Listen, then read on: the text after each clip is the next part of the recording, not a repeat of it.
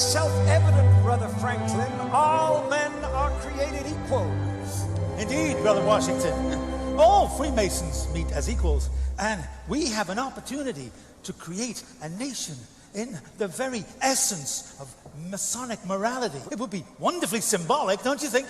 You'll be wanting to put the all-seeing eye on our banknotes next. You think I'm taking it a bit far? Please don't ask me questions like that, Brother Franklin. You know I cannot tell a lie.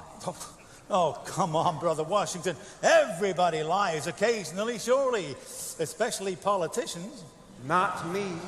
Not even so much as an alternative fact. We must all be aware of fake news.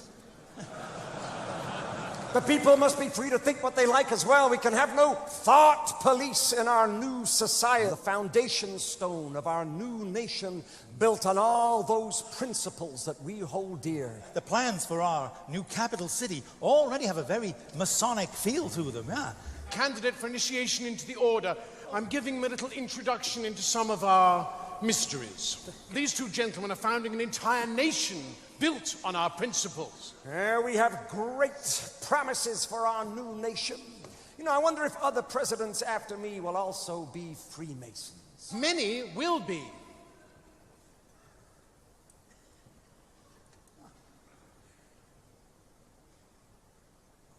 And Freemasonry will become embedded in the American culture. And the eye will appear on the banknotes. Oh, God. These principles will be honored with a gift from your French brethren. A gift that will be a welcoming beacon to the poor and oppressed. This is the statue we are giving you. It's a bit small, isn't it? Oh, this is a maquette. The real thing is bigger. Much, much bigger. America will produce a great many great Americans from many different walks of life and many different fields, and many will be Masons. Sportsmen, actors, writers, soldiers, filmmakers, businessmen, inventors, astronauts. What on earth is an astronaut? No, they're not. I don't follow. Well, they're not on Earth, they're in space. In fact, Brother Buzz Aldrin was the second man to walk upon the surface of the moon. That's the best thing I've heard this evening. What, that a Mason walked on the moon? Man on the moon. Amazing. But don't forget the musicians. Do not forget the musicians.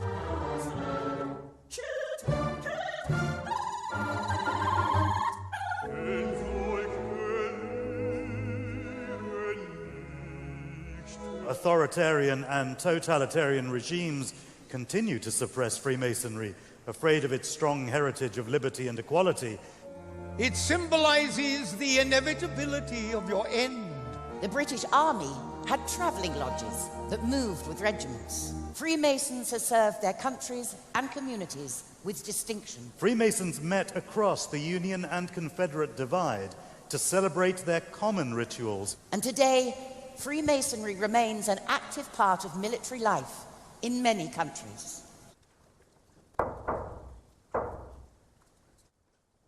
Freemasonry has burned as a blazing fire through the last 3 centuries. The driving force behind the Royal Society was initiated into Freemasonry. Prince Edward, Duke of Kent, father of Queen Victoria, and Prince Augustus, Duke of Sussex. The two princes brought their feuding Grand Lodges together and reconciled to be the United Grand Lodge of England. Kings George IV, William IV, Edward VII, Edward VIII, and George VI were all Freemasons, as were 18 dukes and princes, including the Duke of Edinburgh. This year, His Royal Highness Prince Edward, the Duke of Kent, celebrates his 50th year as Grand Master of the United Grand Lodge of England. His Royal Highness was proposed into Freemasonry by the then Grand Master, the Earl of Scarborough. He was initiated into Royal Alpha Lodge number 16, an advocate for the craft all over the world, continuing 3 centuries of distinguished royal tradition at the very heart of English Freemasonry. To order, brethren, to receive the most worshipful, the Grand Master.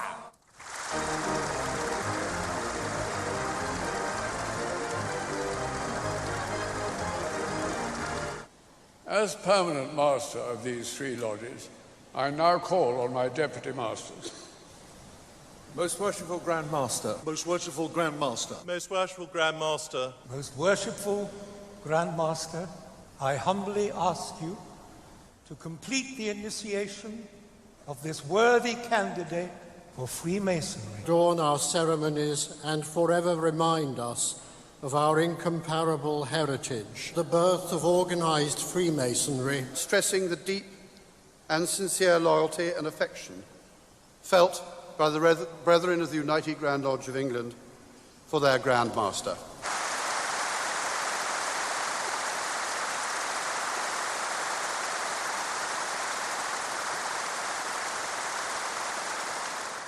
I had the pleasure of meeting 136 Grand Masters visiting from overseas at Freemasons Hall yesterday.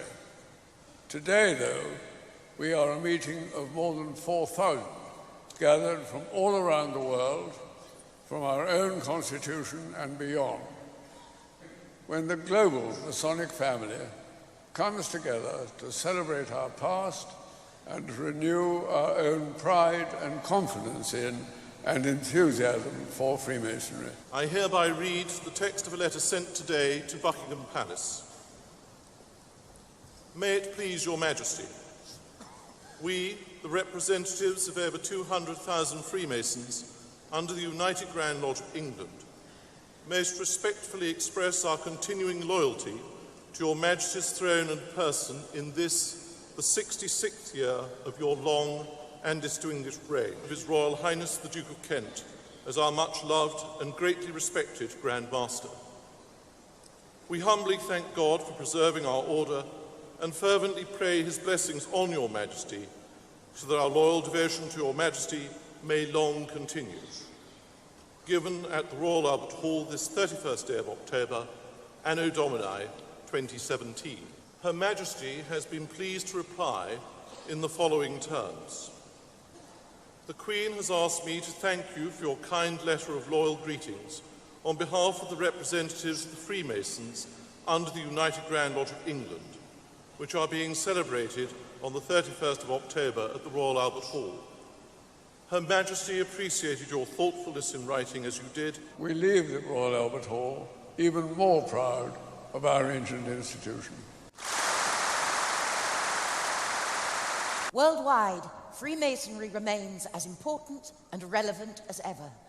A global society of perhaps 6 million people. As the globe embraced Freemasonry, enlightenment came. I may not agree with what you say, but I shall defend to the death your right to say it. None is more hopelessly enslaved than those who falsely believe they are free.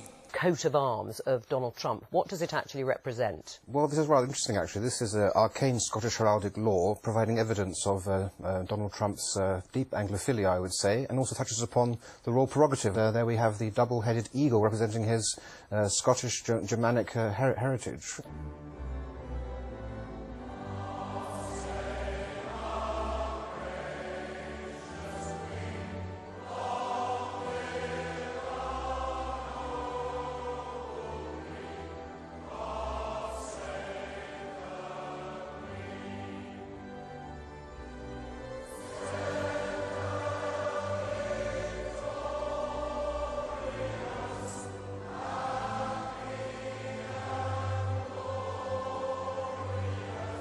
The Masonic